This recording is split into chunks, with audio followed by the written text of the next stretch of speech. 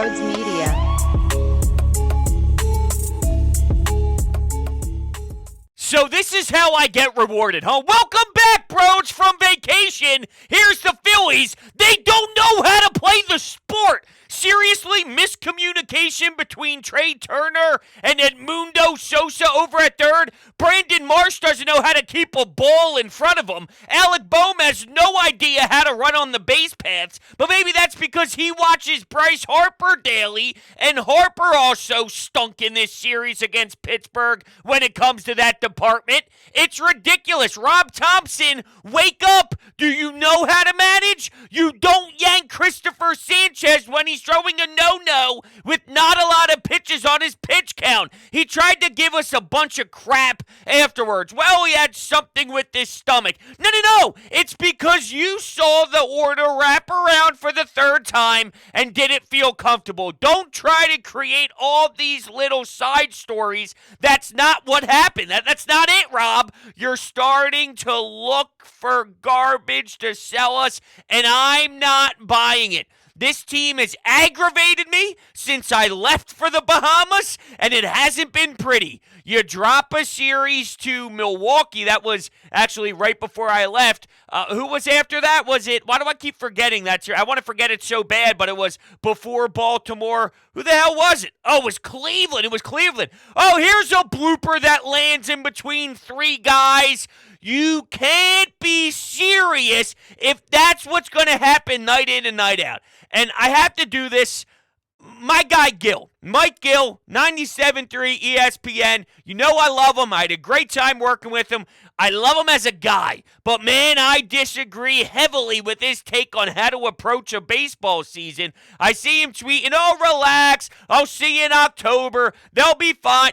I don't care where they are in October. I do care. I need them in the postseason. But I can't think about that right now as we're about to flip the calendar to August, and I see baseball that doesn't make sense. This Pirates team, they suck. They're so bad. How many times were guys not rounding home to score? I can't believe they didn't send McCutchen. I can't believe they didn't score there. They're trash. So they are not really what the bar is and the measuring stick when trying to figure out who the Phillies really are as a group. My point is, this won't fly. You can't play this way against the Atlanta Braves. You can't play this way against the good, super strong opponents. Now, if you're trying to make a large assumption that Trey Turner is better than this and Nick Castellanos doesn't go 7 for 60 since the All-Star break, you can factor in that single he had to start the day off Sunday afternoon. We thought we would roll into something good,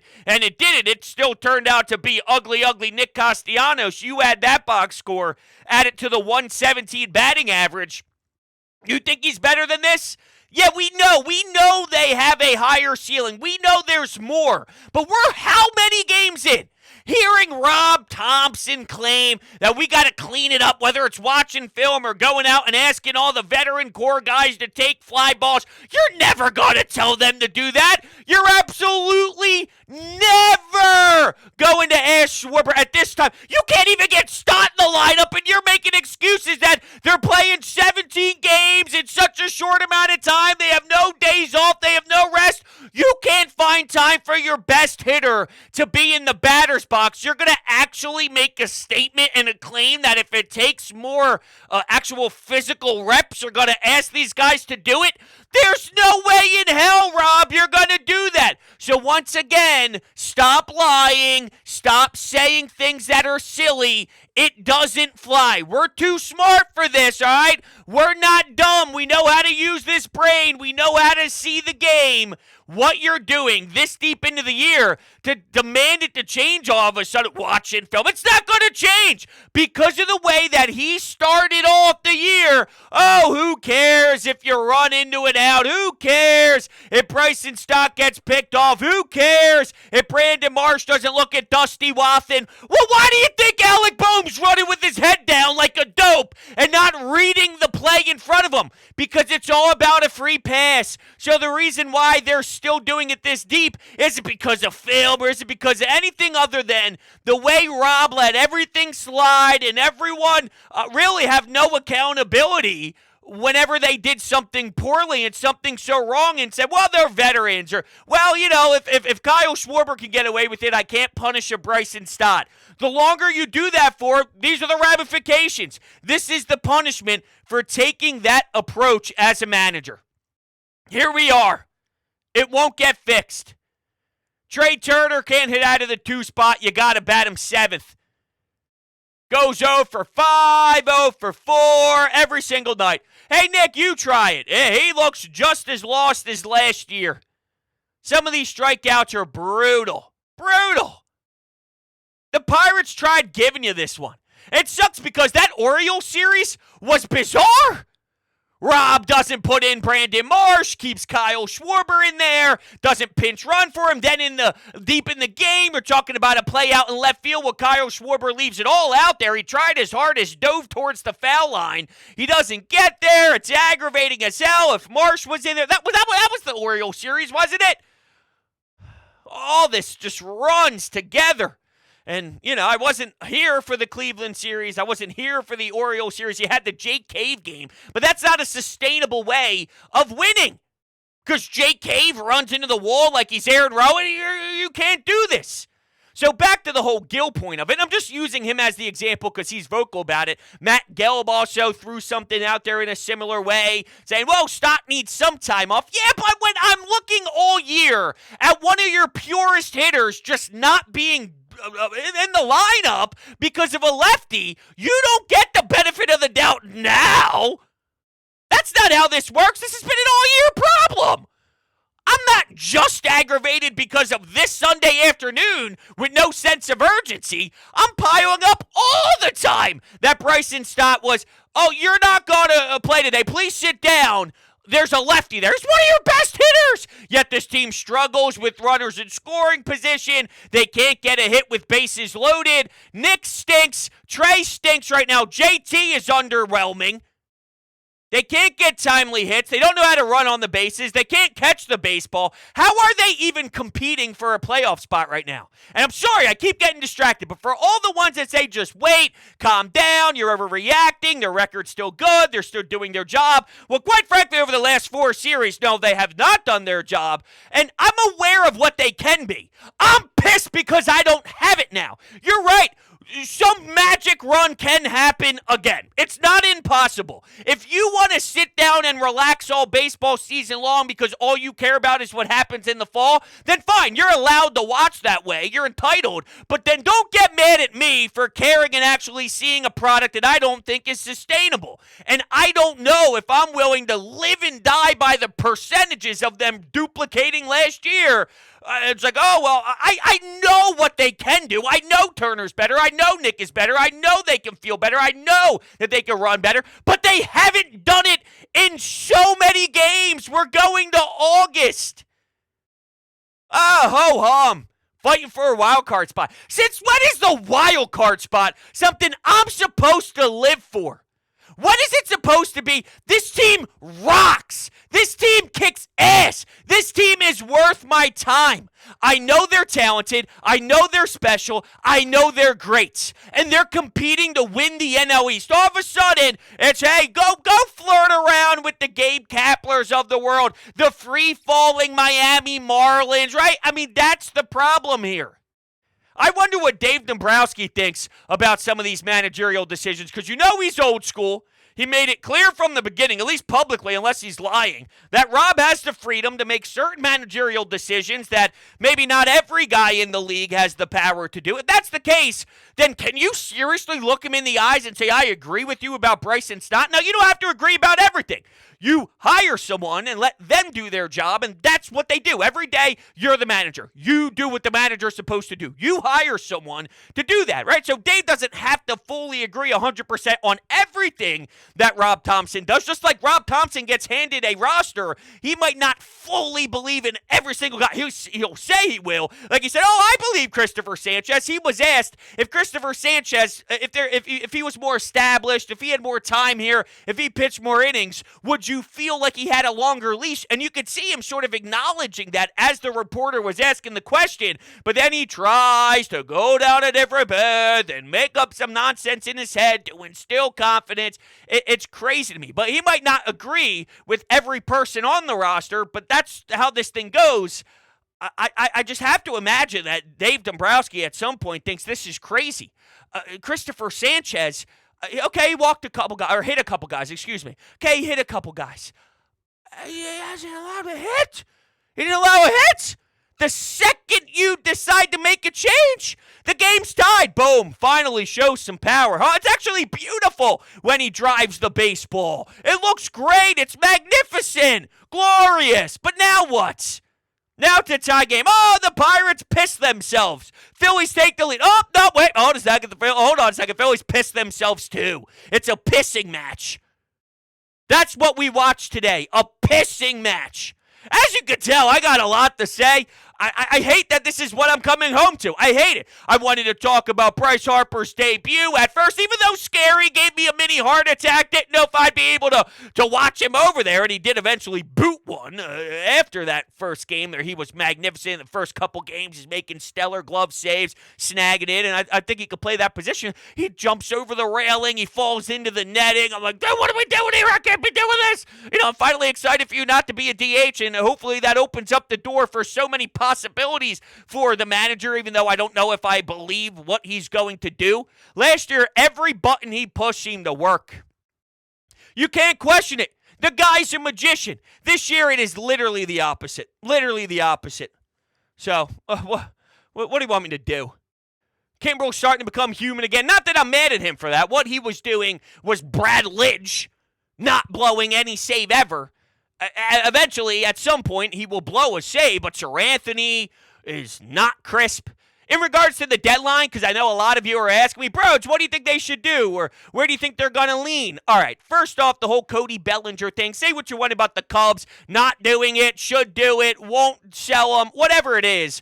A left-handed power bat is not what this team needs right now. What I think it's going to be, and I will be honest with you all, when I was on vacation, I kept my eye on everything Phillies related, but I wasn't diving in pitch by pitch. I tried to remove myself from social media. I tried to remove myself from everything and enjoy the 7 days on the cruise with my wife and just get a sense of relaxation, even though every single day I'm refreshing the play-by-play on my ESPN app and watching on my Xfinity stream and all. I can only do so much, right? I can peel away a little bit, but deep down, it's always the side eye, and I'm definitely getting my information. But I haven't been fully in on every team, every available guy, every single rumor during the trade deadline. I just wasn't here for that. But my sense is it's not going to be anything overwhelming where you're just getting a splash in a big-time name. Maybe a right-handed bat, someone who can hold the fort out in the outfield, and then I would get a bullpen arm. That's what I would do. I think those are the two things, and it's not sexy, it's not flashy, it's not, wow, look at what the Phillies did. It's, we improved an already stellar bullpen that has lingering issues. Hoffman showed balls getting out of a jam and really picking up his teammates back. And speaking of picking up teammates back, same with Brandon Marsh, because Trey Turner, here you go. Can you finally show something? Can you be the man? Can you be the guy? Oh, no, wait, no. He got out again. But Brandon Marsh, thank you, Brandon Marsh, thank you. Even though it's never easy.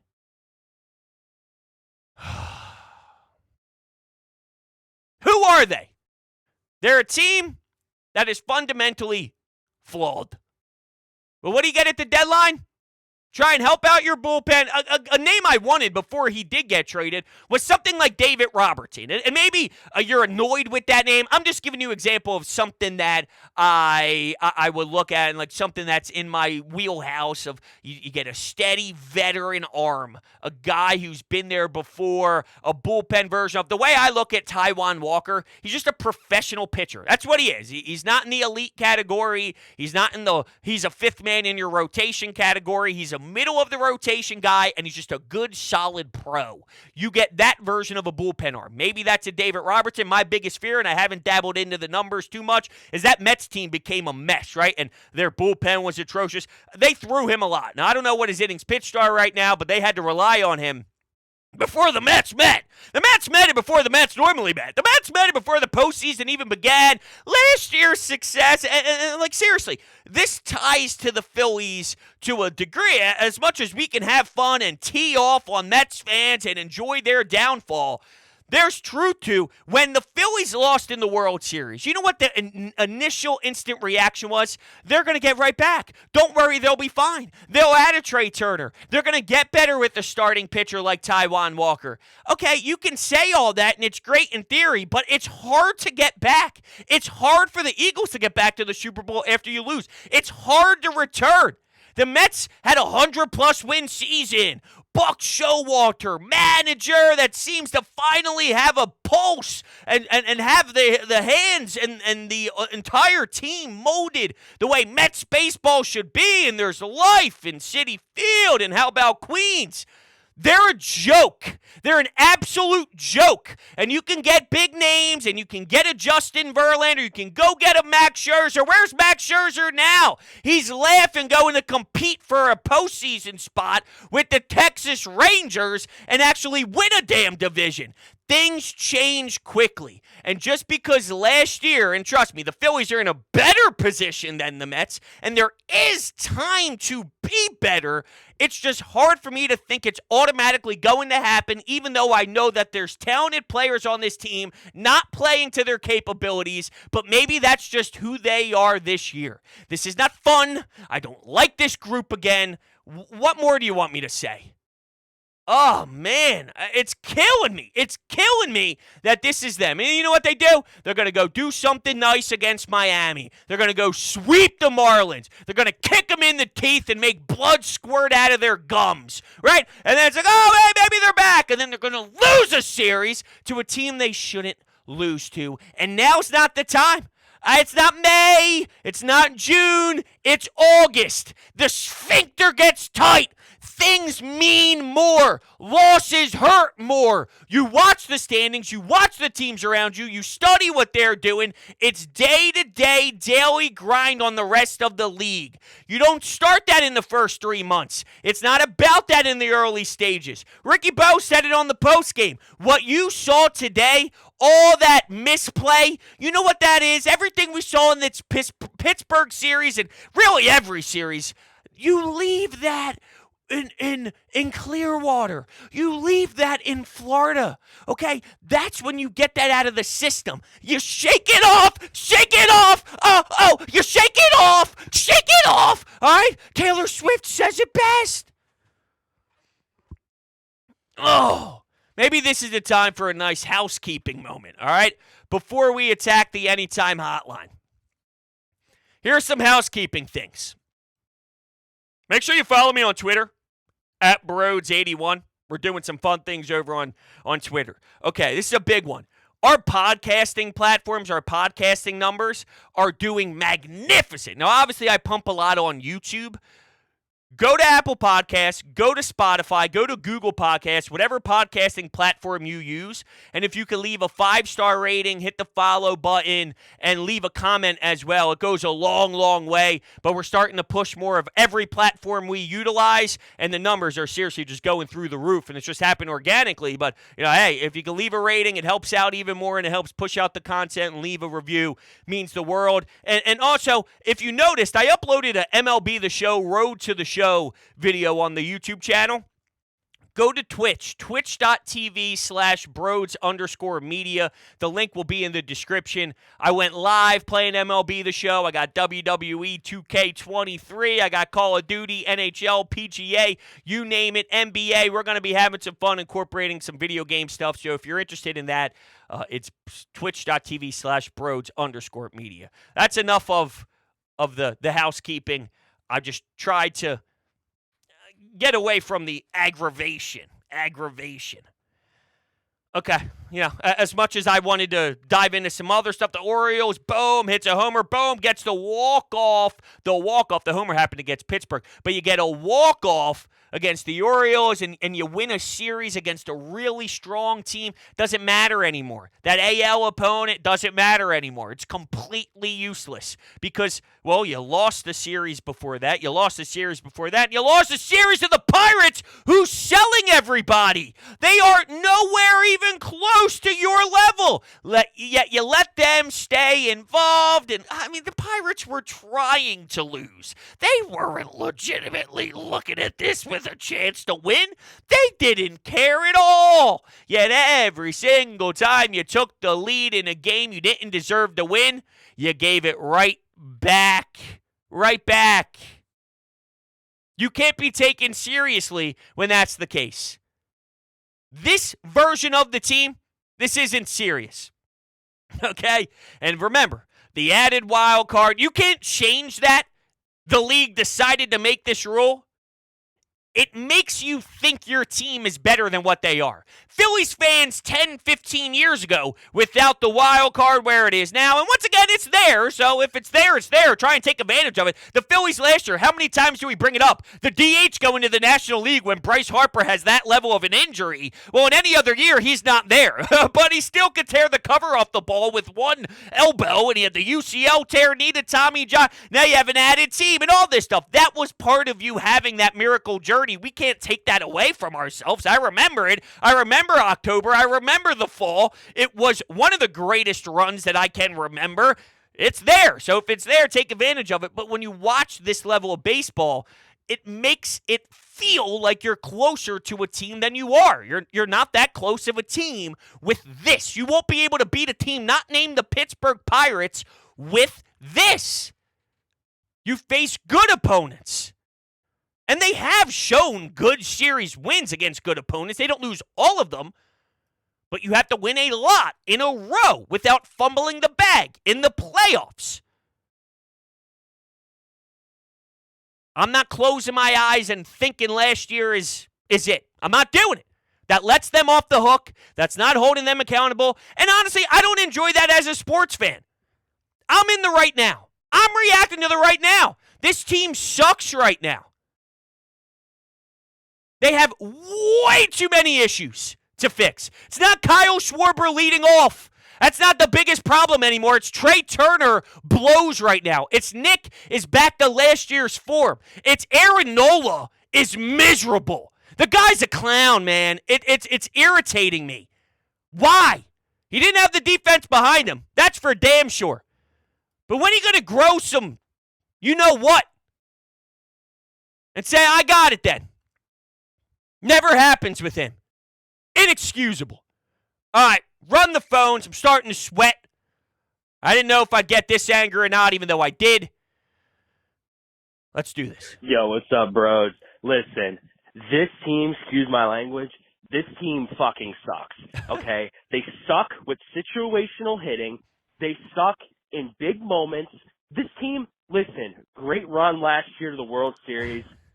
It was absolutely amazing, awesome, one of the greatest moments in my life, witnessing that. I loved it. But this team, you just want them to be like the 08, 09 Phillies, where they step on people's throats, take care of their business, win big games, win big series, start getting 10 games over 500, 15 games over 500, starting to make some bigger noise than what they've been making, and yet what happens? They lose another fucking winnable series against a team that they're way better than. And this team, their base running is like a bunch of little leaguers. And you have, I like T-Mac a lot. I like Ruben Amaro. I think they're both pretty good.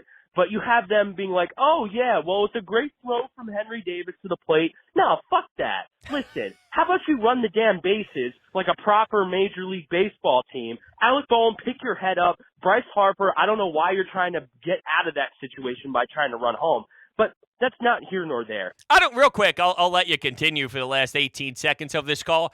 It's all on Bohm for me. Bohm is the reason why Bryce had to end up going home because he wasn't paying attention. That whole thing was super sloppy. But I love the fire. I agree. T-Mac and Rube, they're great people. They're good at what they do, but they're being way too team-friendly. And when Trey does something good, it's, very super team-friendly. Jim Jackson, I had him on during Schmoozed when I was gone, and he was very team-friendly with the Flyers. My point and reason of bringing that up is it's not uncommon. You speak to Kate Scott, she's going to say good things about Maxey. She's going to say good things about Embiid. She'll point out the flaws, and they will too. Every broadcast will, but they're not doing it with enough power right now for me. I agree with you there, but anyway, we'll continue. This team sucks in situational hitting, and they suck with base running. And listen, if they get into the postseason, I'll be ecstatic. I'll be very happy. But this team is not making noise in the postseason. Well, remember this, and we'll see what happens when the postseason comes around. Milwaukee had one of the biggest failures last year down the stretch. If you go back to the Phillies 2022 or 2021-22 schedule results, if you look back, they didn't do anything amazing. All right, I'm just making sure that, nope, that's the wrong year. I hate numbers sometimes. Numbers is just not my thing sometimes. Schedule and results. If you go down the stretch for them last year, they did eventually get in. We know about that. Before the playoffs. Oh, that Washington series. Ugh. But they did win in Houston. They got the win with Aaron Nola. That was on Monday, October 3rd. They had they lost the doubleheader with the Washington Nationals. They lost 13-4. They lost 1, 2, 3, 4. They went on a 5-game losing skid and lost 6 of 7 at the end of September, heading into October. Then in October, they went 3-3 and played .500 ball. Now, keep in mind, once they got into the playoffs against Houston, it does change there. And yeah, I mean, you threw Plasmeyer. He got the loss in the 3-2 game. I don't know who actually started that game, and quite frankly, I don't care. But now I'm curious, who did start that game? Falter started that game. Did he? I think he might have. I don't know. I don't care. The only reason I'm bringing all this up is the Milwaukee Brewers was why you got into the playoffs last year. What an unbelievable fucking circus of a series this has been. What the hell even is this team? You turn around and you blink, and they're one of the best teams in the league. They're sweeping teams that are winning 60-plus games, and then you turn around for 2 seconds and they're losing series through poor management. I don't even know what am I even supposed to say, bros? Truly, what am I even supposed to say about this? Jekyll and Hyde, the team. That's the 2023 Phillies. Jekyll and Hyde. There are so many poor decisions coming out of the dugout from Thompson at this point. I don't even know where to start. I'll start with when there's a catch, and it's not really a catch. I'm just pretending it was a catch. When there's a catch in center field, and he said, I don't really get the replay review in enough time, and I was waiting to see if we could get it, but we couldn't get it. You have to challenge that play. It ends up costing you in the ass. That stuff is losing baseball. He's got no pulse on the game. Rob is a snooze fest at times, man. And because of the way that he lets his players get away with murder, they just do it over and over and over again, and nobody has to pay. Nobody. I know everyone uses this as the example, and it even gets tiresome for me. But if Jimmy Rollins could get benched, if you could look at him dead in the eyes and say, that's not acceptable, that won't be allowed. I'm sorry, Jimmy, but me doing this is going to help us all out in the long run so that every other person on this roster understands what is acceptable and what is not, what can be done and what can't be done, what I'm willing to live with and what I'm not willing to live with. It's not every single time you're allowed to make a mistake. You have to make up for that. You have to rebound at some point, but errors occur. No one's going to get mad at you for accidentally forgetting how to field a ground ball properly. Like, that stuff happens over time. Now, when it's Trey Turner traditional routine plays and basic stuff night in and night out, well, then you're lost. All right, he had a walk against the Pirates, and everyone's like, "Woo, what a great walk!" Did you see one of those half swings prior? That's when you know that there's nothing going on in his head, and he's got no idea what to do at the plate. When it happens for a long period of time, nonstop, over and over again, do something about it. Rob was terrible. Not many times does your manager actually have the handprint on the game. Honestly, I know that might hurt some feelings. It's hard to get in the way as much as Rob has gotten into the way. Easy fundamental stuff. Certain lineups. I'm not a yell every lineup guy. I'm not a yell every single day. But Josh Harrison needing at-bats. No. Bryson Stott against the lefty. Yes. Josh Harrison doesn't need to play. Stubbs, get JT off of his feet. JT has stunk. No one really screams at JT Realmuto much anymore, but JT Realmuto has been annoying. He hasn't been good enough. All over the place, man. Every time I want to try and make a point, I get pissed off about something else. I don't even finish my point. That's what this team is. That's how you define it. We'll take one more. Yeah, so I'm calling after game 2. Tough loss. Okay. So many runners in scoring position. Yes. Nick Castellanos just needs to be benched for a game or a couple of games. Benching. We're getting to the benching Nick Castellanos thing. What's the alternative? I don't really know if you have much. I really don't. You can't overplay role players. You see that sometimes with Edmundo Sosa. Oh, man. And speaking of that second game, how many times did you get walked? How did you not win that game? Did I say earlier that they won a game they didn't win? They won the first game against Zach Wheeler. Did I mention they won the game 2? I don't know if I did or didn't. I may have screwed up. It's going to take me a couple times to get in the rhythm. But you know what? It's hard to even keep my mind straight when I think about this bad baseball team. You don't have to hold me accountable. I can make mistakes because Rob Thompson lets them make mistakes. So if I make a mistake, so be it. So be it. I almost knocked over glasses of water over here to my left. There's a Pepsi I had left over from yesterday when I had pizza watching the UFC fights. Dustin Poirier gets knocked out by Gaethje, which I didn't want to see. Anyway, I'll let you continue. Because it's bad. It might be worse than last year right now. Really no approach at the plate for a couple of guys right now. Even Bryce Harper's swinging at a lot of pitches. Trey Turner still, he had a good at-bat today, but JT Realmuto, I don't really get taking the 3-0 fastball literally right down the middle. You can't get more down the middle than that. And then swinging at an outside slider curveball that he rolls over 9 out of 10 times. Their approach at the plate is just bad. It feels like they round out the shortstop or third base with a weak ground ball half the time. Yes, it does feel that way. I think I watched that 99% of my life this year. Double play. All right, I'm going to shut up. I had enough. It's great to be back. You're going to love it for your first show back. You'll have fun. Talk to you tomorrow. Yay.